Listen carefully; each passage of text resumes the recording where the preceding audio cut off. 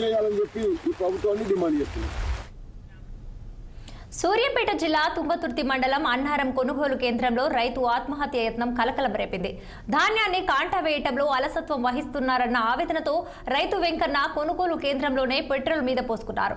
ఇక పక్కనే ఉన్న రైతులు గమనించి పెట్రోల్ డబ్బాను లాక్కోవడంతో పెను ప్రమాదం తప్పింది. ఏప్రిల్ 15న కొనుగోలు కేంద్రానికి ధాన్యం తరలించినట్లు బాధిత రైతు తెలిపారు. ఇక నెల రోజులకు పైగా కొనుగోలు కేంద్రంలోనే ధాన్యం ఉందని, వర్షాలకు తడిసి ముద్దయిందని ఆవేదన వ్యక్తం చేశారు. స్పాట్ కు చేరుకున్న పోలీసులు ధాన్యం కొనుగోలు సమస్యపై అధికారులతో మాట్లాడతామని నచ్చజెప్పడంతో బాధిత రైతు శాంతించాడు.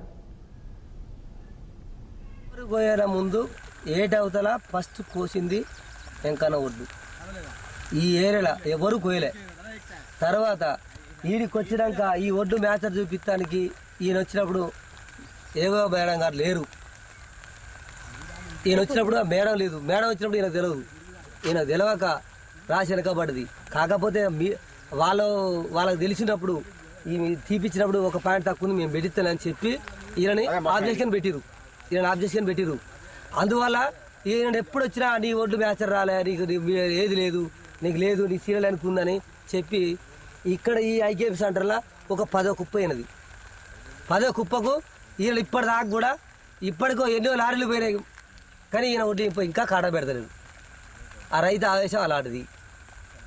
ఒకవేళ వెనకకు వస్తాడు రైతు, ఆయనకు తెలియదు, చదువు రాదు, మ్యాచర్ ఏందో తెలియదు, ఏవో వేయడం ఏందో తెలియదు. తెలియకపోతే ఇచ్చేనా మోసం?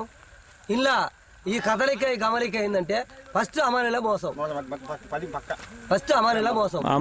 డబ్బులు అడిగిరా? డబ్బులు 100 రూపాయలు మాకు మమ్మల్ని అడిగిన లేడు కానీ వాళ్ళకి నచ్చినయే కాడ పెడతారు.